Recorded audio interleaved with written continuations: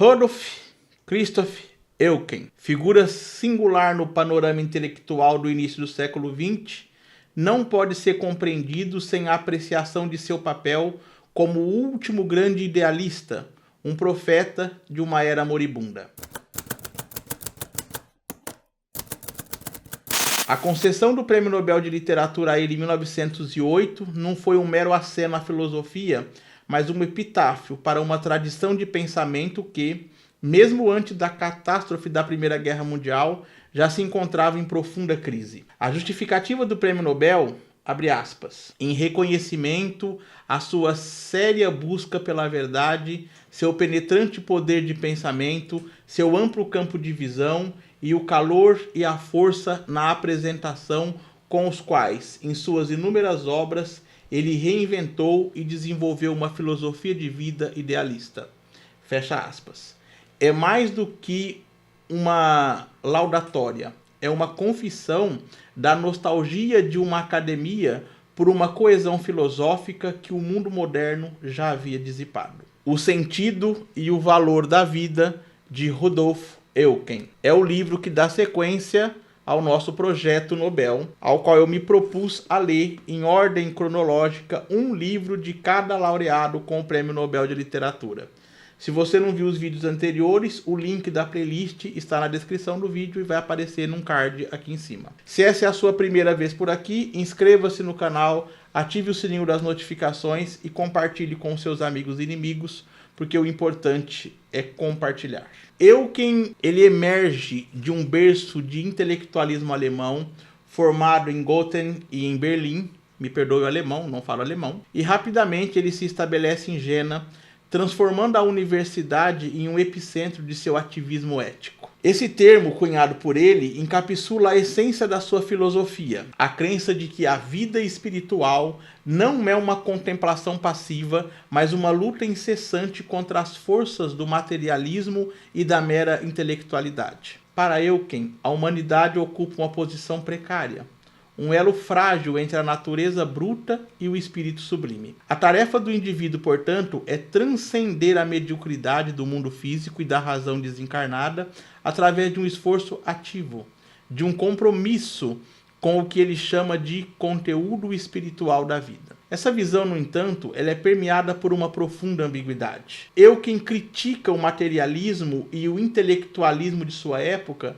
mas a sua própria filosofia, no esforço de unificar a razão com a fé e a ação, frequentemente se dissolve em um voluntariarismo vago. Ele defende uma experiência unificada e ativa como o caminho para a verdade mais profunda, onde a religião ocupa um lugar central. No entanto, a sua ênfase no ativismo ético, um termo que parece prometer uma ação concreta, paradoxalmente se perde na defesa de uma espiritualidade que, embora louvável em sua intenção, ele carece de uma ancoragem literária ou mesmo de uma pragmática clara. Então, as suas obras, como O Problema da Vida Humana visto pelos grandes pensadores e A Luta por um Conteúdo Espiritual da Vida, são monumentos a um esforço tirânico para sintetizar, mas raramente alcança a profundidade ou a originalidade de um Kant ou a paixão profética de um Kierkegaard. Então, é nesse ponto que a concessão do Nobel a Eucken se torna um ato de ironia histórica. O prêmio a um filósofo, em um ano marcado por turbulências políticas e ideológicas incipientes, e pouco antes de a Grande Guerra explodir, é um sinal de que a Academia Sueca buscava, na figura de Eucken, uma forma de consolo intelectual. Ele representava o último suspiro de uma fé na capacidade filosófica de oferecer um caminho moral claro em um mundo que estava rapidamente fragmentando. A filosofia de Eucken, embora admirável em sua seriedade, é a filosofia de um homem de fronteira. Ele vivia em um tempo de transição, onde velhas certezas idealistas desmoronavam sobre o peso do positivismo, do pragmatismo e das novas ciências. Seu legado não reside tanto na originalidade de suas ideias, mas na sinceridade e na veemência com que ele tentou defender uma vida com significado em uma era que parecia decidida a rejeitá-lo. A ironia final é que a sua defesa da espiritualidade, embora aquecida e firme, foi incapaz de impedir a marcha inexorável do materialismo e da irracionalidade que logo mergulharia a Europa na escuridão. O prêmio a ele é um lembrete melancólico de que, às vezes, a literatura não premia a mais brilhante das verdades, mas o mais eloquente dos últimos suspiros. A paisagem intelectual do Ocidente, em sua perene oscilação entre a acesse e a dissolução, raramente testemunhou um diagnóstico tão incisivo da alma moderna quanto de Rodolphe Eucken. Em sua monumental obra de 1908, eu estou falando então de O Sentido e o Valor da Vida. Para o leitor superficial, a obra pode parecer uma mera incursão na filosofia moral, um eco da tradição idealista alemã. No entanto, para o crítico que se permite penetrar nas suas camadas, ela se revela uma profética lamentação sobre a crise da experiência, uma elegia a um mundo que perdeu não apenas seus deuses, mas a própria capacidade de conceber o divino. Eucken figura muitas vezes ofuscado pelos titãs do século XX, ele emerge aqui não como um mero filósofo, mas como um sismógrafo do espírito, detectando as fissuras sobre o verniz de progresso material que definia a Belle Époque. O cerne da análise de Eucken, ele reside na ideia de que a vida moderna, em sua fragmentação imposta pelo utilitarismo e pelo materialismo, tornou-se, por assim dizer, não vivível. A promessa de uma felicidade tangível, cravada na posse e na proteção, provou ser uma ilusão gnóstica, incapaz de preencher o vazio deixado pela perda de uma narrativa transcendental. Então essa crise do sentido, como ele a nomeia, é mais do que um desconforto psicológico, é uma falência ontológica, um sintoma de um ser que se tornou estranho a si mesmo. Eucken, ele não propõe um retorno nostálgico ao passado, mas uma revolução interior, um ativismo espiritual que transcende a passividade do mero consumo de ideias. Ele exige que o sentido não seja encontrado, mas sim construído, forjado na forja da vida interior e manifestado na ação ética. A busca pela unidade da vida, a aspiração por uma coerência que religue o fragmentado, torna-se a tarefa central de um indivíduo que se recusa a ser uma partícula à deriva em um universo sem alma. Então você tem que se construir. É isso que ele prega aqui. A crítica de Eucken à modernidade é indissociável de sua profunda e ambivalente análise da religião, em particular do cristianismo. Ele não a vê como uma mera doutrina ou um conjunto de dogmas, mas uma força histórica e espiritual que moldou a própria estrutura da existência ocidental. A religião, na sua apoteose, operou uma transmutação de todos os valores de Nietzsche, rebaixando o mundo material em favor de um mundo invisível de fé e emoção. Então, através dessa inversão, o ser humano, concebido como imagem de Deus, foi elevado a um centro de realidade, um ser dotado de dignidade e de propósito intrínsecos.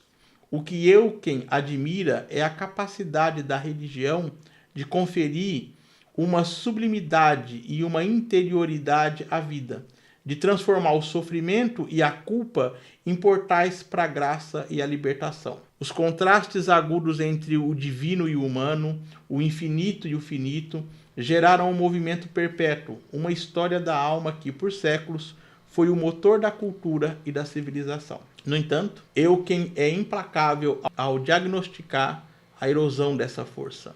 A ascensão da ciência e da visão da natureza e da história expôs a fé a um escrutínio sem precedentes, fazendo-a parecer estreita ou mesmo uma projeção de desejos humanos. O que antes era a âncora do espírito tornou-se uma ilusão, um mero estado anímico incapaz de resistir à indiferença do mundo objetivo. A guerra, que ele pressente como um abismo existencial, não traria salvação, mas intensificaria o cinismo, tornando crentes mais crentes e não crentes mais não crentes. A religião, que fora uma posse firme, se transformou em um grave problema para o presente, exigindo que seu eterno se prove novamente.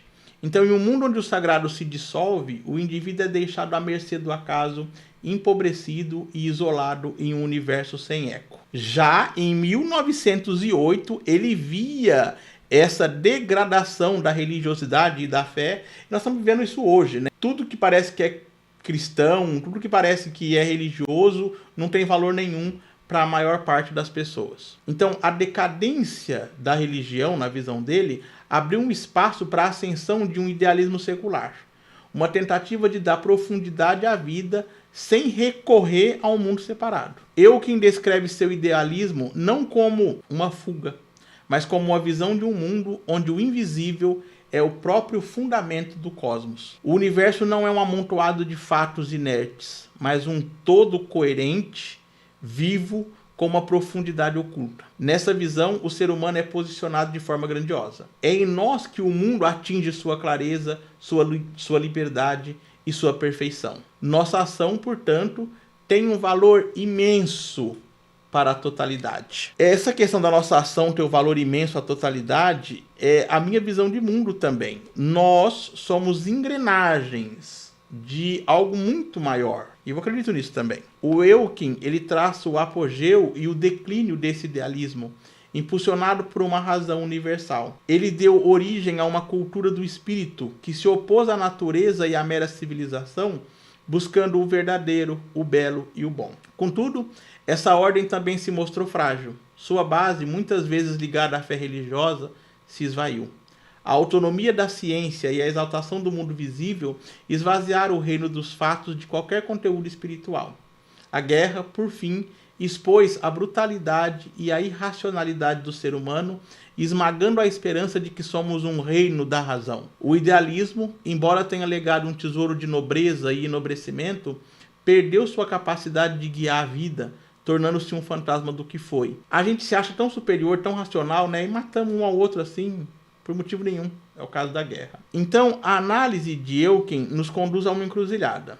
Nem a religião, em sua forma tradicional, nem o idealismo secular, em sua fragilidade, são capazes de oferecer uma resposta completa à crise do sentido. A tarefa, então, torna-se a de encontrar uma terceira via que reconheça a insuficiência moral da humanidade sem cair no fanatismo e que resgate a vida superior sem as muletas dogmáticas do passado. O diagnóstico de Eucken da insuficiência moral humana é brutalmente honesto. Ele rejeita o otimismo ingênuo que vê o mal como um mero acidente e o pessimismo que corta o nó em vez de desatá-lo. A moralidade para Eucken não é um estado natural, mas é uma conquista heróica. A vida humana, em sua essência, é uma luta para libertar-nos da sujeição à natureza e criar um mundo de significado. No entanto, a realidade é o oposto.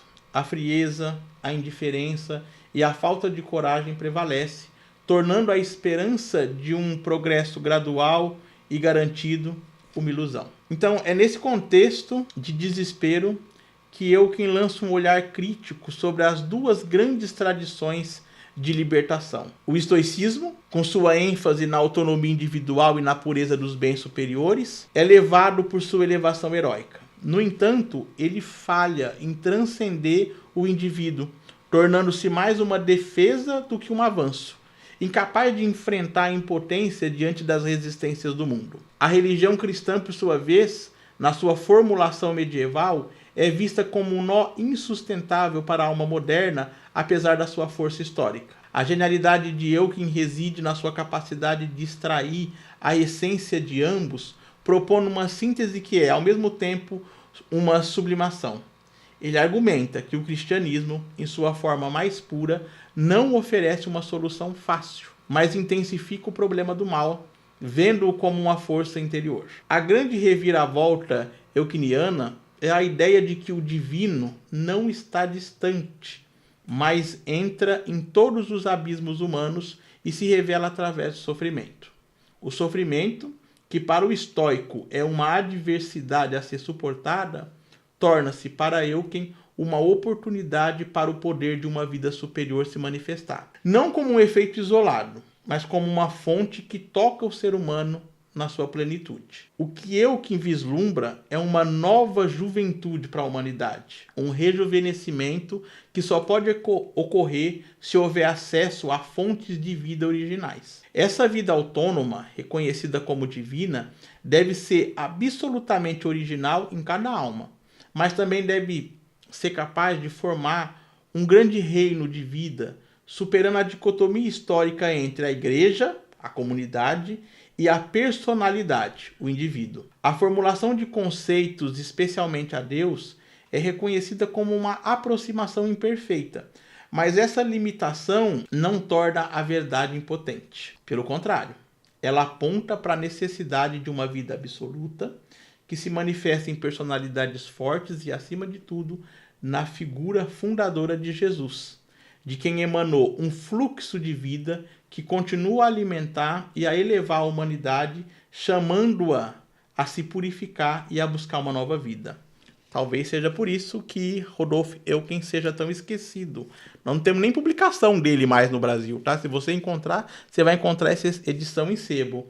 E por que o problema? Talvez o problema seja porque ele é cristão. Então, em última análise, o que Elkin nos oferece não é um manual de autoajuda filosófica tão comum hoje em dia, mas um mapa para a alma em sua jornada pelo deserto existencial. Ele nos força a encarar o abismo da modernidade e a nossa própria insuficiência moral, mas nos oferece a esperança de que, mesmo no crepúsculo de velhas certezas, uma nova aurora de sentido pode ser forjada, não por decreto ou por progresso, mas por um ato de coragem espiritual.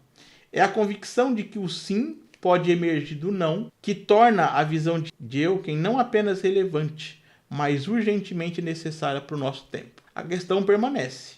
Nós somos capazes, como humanidade, de responder esse chamado? Fica a dúvida, fica a questão. Muito obrigado a você que assistiu o vídeo até aqui. Se você gosta desse tipo de conteúdo, deixe seu like, inscreva-se no canal e compartilhe. Esse é o Sempre um Livro. Prazer da leitura.